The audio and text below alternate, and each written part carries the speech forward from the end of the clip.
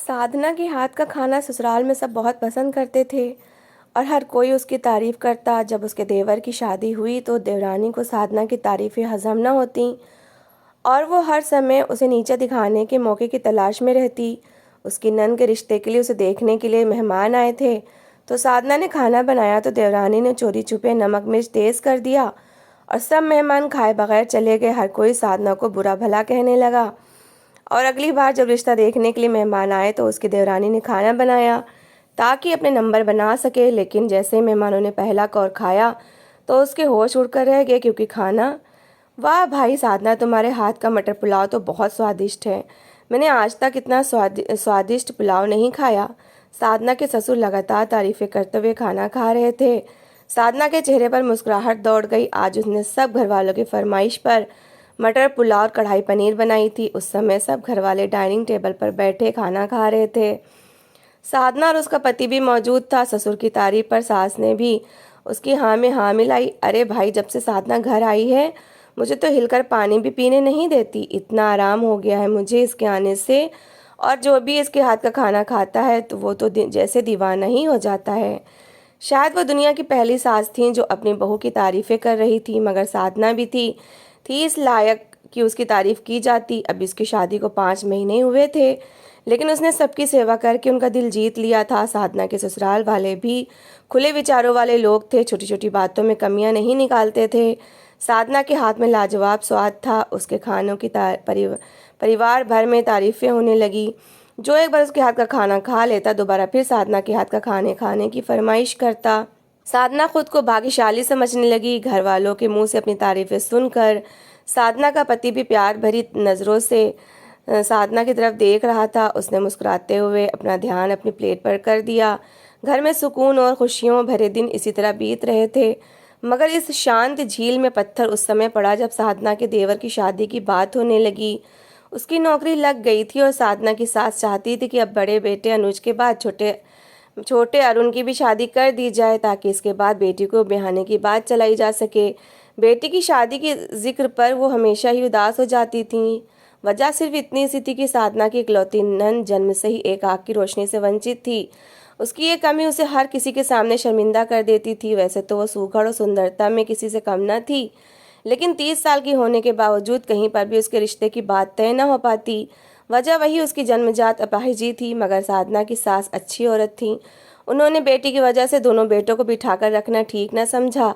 साधना के साथ अनुज की शादी करने के 8 महीने बाद ही अब वो अरुण के लिए रिश्ता देख रही थी। जल्द ही एक जगह उसकी बात पक्की हो गई। चट मंगनी पट ब्याह वाली बात हुई और साधना की देवरानी ब्याह कर उनके घर आ गई। वो पढ़ी लिखी और खूबसूरत सी लड़की थी। साधना को पूरा विश्वास था कि दोनों देवरानी जिठानी बिल्कुल बहनों की तरह रहेंगी। मगर वो ये नहीं जानती थी कि आने वाली अपने साथ क्या क्या आफत लेकर आ रही है। शादी के अगले दिन साधना की देवरानी के घर से नाश्ता आने वाला था। दोनों दूल्हा दुल्हन तैयार होकर बाहर डाइनिंग टेबल पर आकर बैठ गए थे। साधना भी सुबह सवेरे उठकर ही घर के कामों में व्यस्त थी। घर मेहमानों से भरा पड़ा था जब अचानक साधना के देवर ने आवाज़ लगाई, साधना भाभी, मेरे लिए नाश्ता बना दीजिए, मुझे बहुत भूख लग रही है। अरुण की बात पर उसकी पत्नी ने मुड़कर अजीब सी नज़रों से उसकी तरफ देखा। अरे अरुण, आपको पता तो है कि आज मेरे घर वालों की तरफ से नाश्ता आएगा। ये तो एक रस्म है, आप थोड़ी देर और सब्र कर लो, वो लोग बस आते ही होंगे। साधना की देवरानी रितिका के स्वर में हल्की सी काट थी। अरुण समझ ही न सका। उसने हल्का सा हंसकर कहा, अरे भाई, आता रहे नाश्ता। नाश्ता तुम्हारे घर से आए या दुनिया के किसी भी रेस्टोरेंट से, उसमें साधना भाभी के हाथ वाला स्वाद तो हो ही नहीं सकता। वैसे भी मैं नाश्ते में जब तक भाभी के हाथ के पराठे न खाऊं मेरा तो दिन ही शुरू नहीं होता। अरुण ने तो अपने तौर पर भाभी की तारीफ की थी। साधना मुस्कुराकर किचन की तरफ बढ़ गई। वैसे भी घर में सब लोग उसी के हाथ का नाश्ता करने के आदी थे और इस टाइम भी बारी बारी सब उससे नाश्ता मांग रहे थे। साधना मुस्कुराते हुए सबको नाश्ता परोस रही थी, ये जाने बगैर कि रितिका खा जाने वाली नज़रों से साधना को देख रही थी। और फिर तो ये रूटीन बन गया। दिन अपनी रफ्तार से चलना शुरू हुए तो रितिका को अंदाज़ा हुआ कि पूरा परिवार तो साधना का दीवाना है। वो दाल भी बनाती है तो लोग उंगलियां चाटते रह जाते हैं। उसकी हर समय की तारीफें सुन सुनकर रितिका को साधना से जलन होने लगी। वो हर समय अपना और उसका मिलाप करती रहती। शादी के कुछ समय बाद सास ने रितिका का हाथ खीर में लगवाया तो उसका अनुमान यही था कि जब वो खीर सबके सामने रखेगी तो उसकी खूब तारीफ़ें होंगी। घर में सबने खुश होकर खीर खाई और उसकी हल्की फुल्की तारीफ़ भी की, मगर इन तारीफ़ों में वो बात बिल्कुल न थी जो तारीफ़ें वो साधना के लिए सुनती आई थी। रितिका जलकर रह गई थी। रितिका देख रही थी कि सास भी हर बात में साधना को आगे आगे रखती थी। क्या पकाना है, उससे लेकर कपड़े किस दिन धुलेंगे और घर में किस रंग के पर्दे लगाए जाएंगे, हर चीज़ साधना से ही तय कराती थी। हालांकि सास और साधना दोनों मिलकर रितिका को भी अपने साथ बातों में शामिल करने की कोशिश करती, लेकिन उसका दिल साधना की तरफ से बहुत बुरा हो चुका था। जब वो देखती कि साधना सास के साथ बैठी है तो वो उठकर अपने कमरे में चली जाती। कभी अरुण के कान भरने की कोशिश करती, लेकिन वो उसे डांट देता। साधना के अच्छे व्यवहार से तो सभी वाकिफ थे, इसलिए वो किसी को साधना के खिलाफ ना कर सकी। ये बात उसके लिए और तकलीफ वाली थी। धीरे धीरे दिन बीतते जा रहे थे।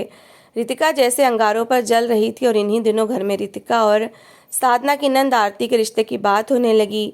वो 31 साल से ऊपर की हो गई थी और साधना की सास को उसकी बहुत चिंता थी।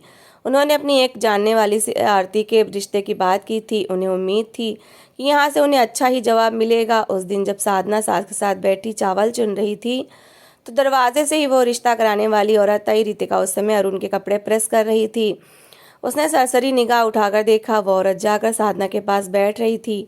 वो कुछ बातें कर रही थी। उनकी बातों की आवाज़ें रितिका को साफ सुनाई दे रही थीं और तभी उसके कान खड़े हो गए। रितिका रिश्ता कराने वाली औरत साधना की सास से कह रही थी कि उसने एक बहुत अच्छा रिश्ता ढूंढा है जिन्हें आरती की आँख की रोशनी से कोई लेना देना नहीं है और वो कल रात को रिश्ते की बात करने के लिए इस घर में आएंगे। साधना की सास की खुशी की कोई सीमा ना रही। खुद साधना को भी बहुत खुशी हो रही थी। आखिरकार आरती के नसीब खुलने वाले थे। मासूम और कम बोलने वाली आरती अपनी कमी की वजह से हर समय दुखी रहती थी। अब भगवान का धन्यवाद था कि उसके लिए कुछ अच्छा होने वाला था। मगर प्रेस स्टैंड के पास खड़ी हुई रितिका एक मुस्कुराहट के साथ उन दोनों की तरफ देख रही थी। उसे पता था कि कल रात उसे क्या करके साधना का सर सबके सामने नीचा करना है। अगले दिन सुबह से ही पूरे घर से में हंगामा सा मचा हुआ था। घर की सफाई हो रही थी, नए पर्दे निकाल कर लगाए गए, पूरे घर के सोफ़ा कवर्स और बेडशीट बदली गई, नई क्रॉकरी निकाल कर किचन में सजा दी गई। साधना की सास ने सुबह नाश्ते की टेबल पर सबके सामने ही साधना से कह दिया था कि आज रात का खाना वो बनाए। वो चाहती थी कि आरती के होने वाले ससुराल के सामने किसी तरह की कोई कमी ना रहे और साधना के हाथ का स्वादिष्ट खाना खाकर वो लोग आज ही हाँ कर दें। साधना ने मुस्कुराते हुए सर हिला दिया था। भला उसे क्या ऑब्जेक्शन हो सकता था, आरती तो उसकी बहनों की तरह थी। अब भी वो शाम होने से काफ़ी देर पहले ही खाने के इंतज़ाम को देख रही थी। वो कई डिशेस एक साथ बनाने का सोच रही थी। रितिका खामोशी से बाकी कामों में हाथ बटाती रही। जब खाना बनाने का टाइम आया तो रितिका ने मुस्कुराते हुए साधना से कह दिया, भाभी आप इतना अच्छा खाना बनाती हैं, अच्छा है कि आज का सारा खाना आप खुद ही बनाए, मैं बाहर के काम देख लेती हूँ। साधना मुस्कुरा दी। उसे उसकी मुस्कुराहट के पीछे छुपी हुई साजिश नजर न आई। उसने बड़े दिल से कई डिशेस तैयार की, मिक्स वेज पुलाव, रायता, मटर पनीर, मशरूम की सब्जी, सलाद, मीठे में 2 चीज़ें। इतना बेहतरीन खाना था कि साधना की सास ने एक नज़र देखते उसकी खूब सारी तारीफ़ें की कि ज़्यादा देर न बीती थी कि आरती के होने वाले ससुराल वाले घर के अंदर आते हुए नजर आए। वो काफ़ी सारे लोग थे, औरतें और मर्द, यहाँ तक कि वो सारे बच्चों को भी लेकर आए थे। आते ही उन्होंने लड़की को देखने की इच्छा जता दी। वो लोग ड्राइंग रूम में बैठे थे। जब साधना एहतियात के साथ अब आरती को चलाते हुए ड्राइंग रूम में ले आई, उसे देखते ही एक पल के लिए सारे मेहमान चुप से रह गए। साधना की माँ इंतज़ार कर रही थी कि कब वो औरत रिश्ते की बात करे, लेकिन बच्चों ने भूख भूख का शोर मचाना शुरू कर दिया। तो साधना की माँ ने कहा, बहन आप लोग सब पहले खाना खा लें, जो भी बात करनी है हम खाने के बाद आराम से कर लेंगे। साधना की सास मीठे स्वर में कह रही थी। सारे लोग उठकर खड़े हुए। ज़रूर इन सबको खाने की इच्छा हो रही थी। साधना ने डाइनिंग टेबल पर खूब सारे पकवान रख दिए। सब लोग खाना खाने के लिए आकर बैठे। साधना पानी से भरा जग टेबल पर रख रही थी। जब आरती की होने वाली सास ने खाने का पहला निवाला मुंह में रखा, साधना रोटी लेने के लिए पलटने लगी थी जब उसे अचानक अपने पीठ पीछे थूकने की आवाज़ सुनाई दी। उसने एकदम ही पलट कर देखा। जिसने भी खाना मुंह में रखा वो सब फौरन ही मुंह से निकाल कर वापस टेबल पर रख रहे थे। सबके चेहरों के एक्सप्रेशन बिगड़ रहे थे। वो सभी पानी की तरफ हाथ बढ़ा रहे थे। साधना हक्का बक्का सबको देखने लगी। सिर्फ साधना ही नहीं बल्कि उसकी सास, साधना का पति और बाकी सारे लोग भी परेशानी की हालत में उन लोगों को देख रहे थे जो लगातार उबकाई ले रहे थे। साधना के पति ने सारा दृश्य देखा तो एकदम ही उसने चावलों का एक चम्मच भर कर अपने मुंह में रखा और अगले ही पल उसके चेहरे के एक्सप्रेशन भी ख़राब हो गए। उसने बड़ी मुश्किल से मुंह में रखा हुआ निवाला निगला और एक कड़ी निगाह साधना पर डाली, जो हैरत भरी नज़रों से सबको देख रही थी। इतने में आरती की होने वाली सास बोल उठी, अरे इतना तेज़ नमक, इतना नमक खाने में कौन डालता है? अरे तुम्हें खाना पकाना नहीं आता क्या? ऐसे फूहड़ परिवार से हम अपनी बहू क्यों लेकर जाएंगे? भगवान जाने इसको कुछ पकाना आता है या नहीं। एक तो पहले ही एक आँख से अंधी है, यहाँ तो आँख वालियों को भी पकाना नहीं आता तो वो क्या पकाएगी? ना बाबा ना, हमें नहीं करना ऐसे घर में रिश्ता। आरती की होने वाली सास बड़बड़ाती हुई उठ रही थी। उनके साथ उनके सारे घर वाले भी मुंह बनाते हुए उठ रहे थे। साधना की सास उन्हें रोकने की कोशिश करती रह गई, मगर अगले ही पल वो लोग घर की चौखट पार कर चुके थे। साधना हैरान परेशान टेबल के पास खड़ी थी। सिर्फ रितिका थी जो दबी दबी मुस्कुरा रही थी। ये सारा कारनामा उसका ही था। उसने ही हर डिश में ज़्यादा नमक मिर्च डाला था। उसे पता था आज कितना नाजुक मामला है और वो ही हुआ। साधना के पति ने एकदम ही उस पर बरसना शुरू कर दिया। हमेशा तुम अच्छा खाना बनाती रही, लेकिन क्या आज ये सब कुछ तुमने जानबूझकर किया है? आज से पहले तो कभी नमक मिर्च तेज़ नहीं हुआ। सच बताओ, क्या तुम नहीं चाहती थी कि आरती का रिश्ता अच्छी जगह पर हो? आखिर तुम्हारे अंदर की जलन बाहर निकल कर आ ही गई। क्या समझते थे हम तुम्हें और क्या निकली तुम? वो बातें सुनाता हुआ अपने कमरे में जा घुसा। साधना की सास भी उसे कड़ी नज़रों से घूर रही थी। कल तक हर कोई जो साधना को प्यार भरी नज़रों से देखता था, आज सब उसे नफरत भरी नज़रों से देख रहे थे। रितिका ने आगे बढ़कर सास का हाथ पकड़ा और मीठे स्वर में कहने लगी, चिंता मत करें माँ जी, परेशान मत हो, आपका ब्लड प्रेशर हाई हो जाएगा। भगवान ने चाहा तो हमारी आरती के कहीं और नसीब खुल जाएंगे। वो सास को पकड़कर कमरे में ले जा रही थी। साधना मुंह खोले सारा दृश्य देख रही थी। सब कुछ बर्बाद हो गया था। खाना टेबल पर जैसे का तैसा पड़ा था। वो रात साधना पर बहुत भारी थी। रो रो कर उसकी आंखें सूज गईं। उसे यकीन नहीं आ रहा था कि पूरे घर वालों का व्यवहार उसके साथ एकदम कैसे बदल गया है। उसने तो खाना अच्छा ही बनाया था, मगर ये सब क्या हो गया? घर में सबने उससे बात करना छोड़ दी। आरती उसे देखती तो वो दूसरी तरफ मुंह फेर लेती। साधना अपने आप में दोषी बनकर रह गई। अब घर में हर जगह रितिका को आवाज़ें पड़ने लगी। वही खाना बनाती थी, मगर साधना को अनदेखा करने की खातिर हर कोई उसकी तारीफें करने लगा। ये सब कुछ सहना साधना के लिए बहुत कठिन था। इन्हीं दिनों साधना की सास की बहुत कोशिशों के बाद एक और जगह आरती के रिश्ते की बात चलाई गई। उन लोगों ने भी आरती की फ़ोटो देखने के बाद हामी भर ली कि वो घर आकर एक बार लड़की को देखेंगे। अगर उन्हें घर का माहौल और लड़की की चाल ढाल पसंद आई तो वो लोग आग की रोशनी न होने को अनदेखा करके रिश्ता कर लेंगे। साधना की सास एक बार फिर खुश हो गई कि शायद इस बार आरती का घर बस जाए। घर में फिर तैयारियां शुरू हो गईं। लड़के वालों को रात को खाने पर आना था। इस बार साधना की सास ने सख्ती से कहा था कि साधना को खाने के पास भी फटकने ना दिया जाए। इससे सिर्फ घर के और काम करवाए जाएं, जैसे कपड़े धोना, सफाई सुथराई और घर की सजावट वगैरह। साधना अपने आंसू पीती ऊपरी काम कर रही थी। किचन का सारा काम रितिका के जिम्मे दिया गया। वो मुस्कुराते हुए सास से कहने लगी, आप चिंता मत करिए माँ जी, मैं इतना अच्छा खाना बनाऊंगी कि हमारी आरती के होने वाले ससुराल वाले खुश होकर यहाँ से जाएंगे। और आप देखिएगा, आरती की बात भी आज ही पक्की हो जाएगी। वो सीधी तरह से साधना को जता रही थी, जो पास ही खड़ी आंगन में वाइपर लगा रही थी। सास ने मुस्कुराते हुए सर हिला दिया। रितिका खाना बनाने के लिए किचन में तो आ गई थी, मगर अब उसके हाथ पैर फूल रहे थे। इतने लोगों का खाना उसने आज से पहले कभी न बनाया था। घर का खाना साधना ही बनाती थी, और माँ के घर में तो उसने सिवाय चाय बनाने के और कभी किचन में कोई काम किया ही ना था। उसे समझ नहीं आ रहा था कि वो क्या करे। सास ने कई डिश बनाने का ऑर्डर दे दिया था। उसे अंदर ही अंदर गुस्सा भी आ रहा था कि भला क्या ज़रूरत है इतना कुछ बनाने की, मगर मजबूरी थी। साधना को नीचा दिखाने के लिए उसे कई डिशेस बनानी ही थी। बेचैनी से अपने हाथ मसलते हुए आखिर उसे एक आइडिया आया। वो जानती थी कि आरती अपने कमरे में है, साधना किचन में आएगी नहीं, और घर के मर्दों को बाहर ही इतने काम थे कि किसी को होश न होगा कि किचन में खाना कैसे बन रहा है। उसने अपना मोबाइल उठाया और ऑनलाइन ढेर सारे खाने का ऑर्डर दे दिया। उसने वही सारी डिशेस ढूंढ निकाली जो सास ने उसे बनाने के लिए कही थी। पास के रेस्टोरेंट से टाइम पर खाना पहुंचाने का वादा किया गया था। रितिका ने खाना पहुंचाने वाले को खास निर्देश दिया कि खाना लाने के बाद वो घर की घंटी न बजाए, बल्कि रितिका को फ़ोन करे ताकि वो चुपके से बाहर जाकर सारा खाना ले आए। अब वो निश्चिंत थी, खाने का इंतज़ाम हो गया था। बस उसे चुपके से किचन में रात तक समय बिताना था। वो किचन में बर्तन इधर उधर बिखेर के फालतू का शोर करने लगी। बाहर वालों को लगा जैसे ना जाने कितना काम कर रही है। मगर असलियत में वो अंदर धुले हुए बर्तनों को दोबारा धो रही थी। खाली बर्तनों में चम्मच खड़का रही थी और पतीलों में पानी भरकर उसने गैस पर चढ़ा दिया था। धीरे धीरे शाम हो गई। सब घरवाले आरती के होने वाले ससुरालियों का इंतजार कर रहे थे। आखिरकार ससुराली आ पहुंचे। मेहमान अभी अंदर आकर सबसे मिल ही रहे थे कि रितिका के फ़ोन की घंटी बजी। उसे फ़ोन उठाया तो दूसरी तरफ खाना लाने वाला राइडर था। रितिका खुशी के मारे उछल पड़ी। कितनी आसानी से सब कुछ हो गया था, ज़रा भी परेशानी नहीं हुई थी। रितिका घर के पिछले दरवाजे से बाहर निकली और सारा खाना लेकर चुपके से किचन में आ गई। मेहमानों के आने की वजह से किसी ने नोटिस ना किया कि रितिका बाहर से क्या लेकर आ रही है। रितिका ने किचन में जाकर जल्दी जल्दी खाना बर्तनों में रख दिया। आने वाले मेहमान अब आरती के रिश्ते की बातचीत कर रहे थे। रितिका को किचन में भी आवाज़ें सुनाई दे रही थीं। वो लोग दहेज की डिमांड कर रहे थे। रितिका ने कंधे उचकाए, डिमांड करते हैं तो करें, आखिर आरती में भी तो कमी थी। रितिका ऐसे ही सोचती हुई खाने के बर्तन तैयार कर रही थी।